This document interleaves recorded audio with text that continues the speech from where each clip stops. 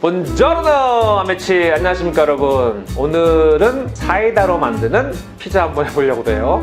좀 생뚱맞긴 한데, 자, 이게 사실은 사이다가 아니라 이게 뭐라고 해야 되나, 막걸리예요.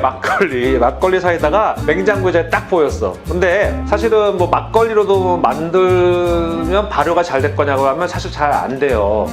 이 효모가 이미 발효가 어느 정도 끝난 상황이기 때문에 좀 안 되고, 생막걸리 얘기하는 거예요. 이런 캔에 들어있는 막걸리들은 이미 다 사멸됐어. 멸균 처리가 돼가지고 효모는 죽어 있거든요.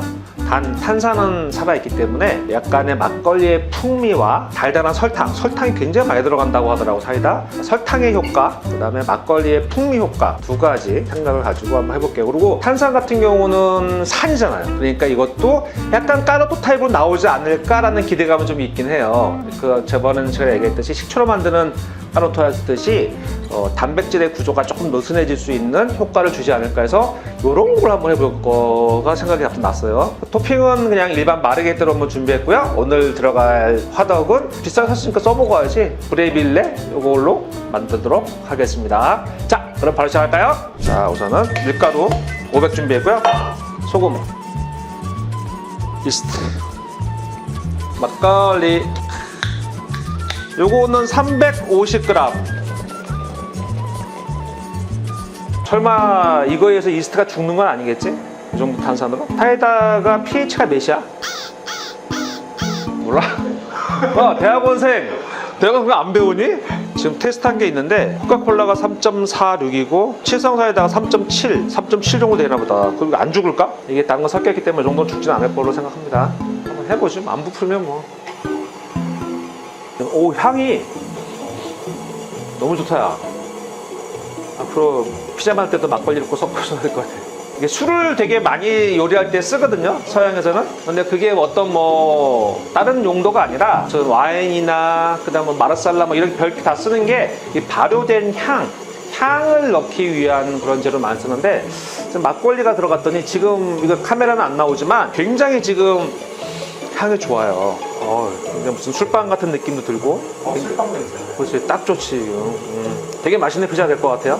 발효가 참 되게 어려운 부분이에요. 사실은 뭐 요즘에 뭐 막걸리들 단일 효모로 한다고는 하지만 사실 되게 많은 잡균들이 있거든요. 그것들이 있을 때는 되게 다양한 풍미와 맛이 있죠, 발효가 된 다음에. 그래서 근데 이 발효되는 과정이 생각보다 너무나 복잡한 과정이어가지고 이거를 다 알기는 좀 쉽지는 않은 것 같아요. 단순한 과정은 뭐 효소에 의해서 분해돼가지고 효모들을 먹는다라는 과정인데, 단순한 생각은 그렇지만 이게 굉장히 발효되는 온도와 시간과 이런 것들이 굉장히 중요하기 때문에 그냥 이론적으로 하는 게 아니라 실제적으로 많은 연습이 좀 필요한 것 같아요. 그래서 괜히 장인이 아닌 것 같아요. 발효가 이렇게 보면 일반적으로 이런 효모에 의한 발효가 있은 다음에 나중에는 이제 초산 발효가 일어나서 약간 좀 샤워도가 되거든요. 그 과정이 언제인가가 되게 중요해요. 사실은 이게 제가 저번에도 말씀드린 적이 있는데, 발효할 때 얘들이 내는 게 이산화탄소랑 그다음 알코올을 내잖아요. 알코올이 독극물이에요. 대부분의 균들은 보통 알코올에 의해서 다 죽어요. 많이 죽는데 이놈의 새끼들, 초산균들은, 요놈들은 알코올에 안 죽어. 신기하게 신 맛이 나는 거야, 결국에는. 술도 시간이 지나면 식초가 되고, 도우도 일반 도우를 넘어서 샤워도우가 되는 순간이 있거든요. 근데 그 경계선을 지키는 게 가장 맛있는, 그거 안 넘어갈 때 그 순간이 가장 저는 맛있는 것 같아요. 아무튼 과학이야.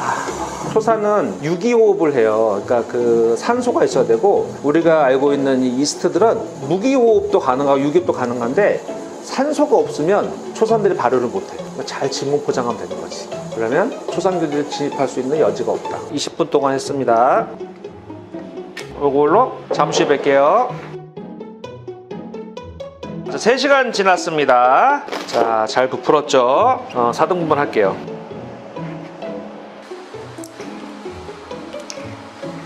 그 글루텐 형성할 때 보면 소금은 글루텐 형성에 굉장히 단단하게 도움이 되는데, 설탕이 들어가면 좀 글루텐이 약화되는 것도 좀 있어서 아마 글루텐이 조금은 약화된 것 같아요. 탄산 때문일 수도 있겠지만 아마 설탕 때문이라도 좀 약화되지 않을까 싶습니다. 이론상은 그래요. 잠시 후에 뵐게요. 시간이 1시간이 더 지났어요. 굉장히 몰캉몰캉하네요. 엣지를 조금 세워볼게요. 최대한.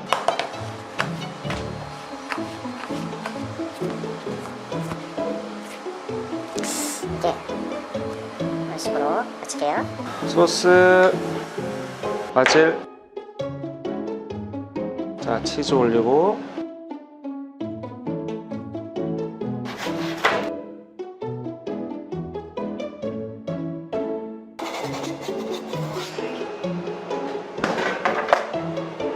이 2분 지났습니다. 으쌰. 한번 먹어볼게요. 이게 전형적인 어떤 그 배달 피자 같은 느낌이 나왔어요.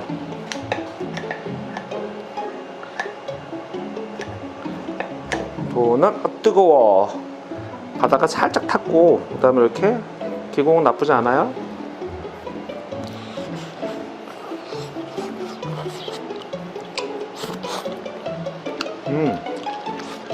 뜨거워.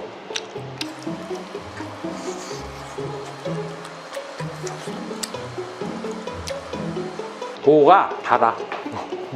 근데 마지막 올라가는 느낌이 진짜 술빵 느낌이야. 굉장히 폭신하고요. 설탕 효과가 있거든요. 이게 막걸리 냄새가 나요. 오늘 이렇게 막사로 만든 피자를 해봤는데요. 이게 좀 뭐랄까요, 약간 설탕의 효과 때문에 좀 폭신한 느낌도 있고 이 막걸리 때문에 약간은 좀 풍미가 또 굉장히 좀 술빵 같은 느낌이 좀 있어요. 근데 사실 솔직히 말씀드리면 마르게리따로 하는 것보다는 뭔가 다른 토핑이면 좀 더 잘 어울릴 것 같아요. 예를 들어서 뭐 고르곤졸라 피자 같은 경우가 훨씬 잘 어울릴 것 같거든요. 한번 좀 집에서 했을 때 이렇게 막걸리와 뭐 설탕을 넣든지 아니면 막살을 써서도 이렇게 피자를 만들 수 있다라는 거를 보여드렸고요. 한번쯤 만들어 보셔도 굉장히 재미있고 독특한 피자 될 것 같습니다. 자, 그러면 다음 시간에 다른 피자 만나 뵐게요. 감사합니다.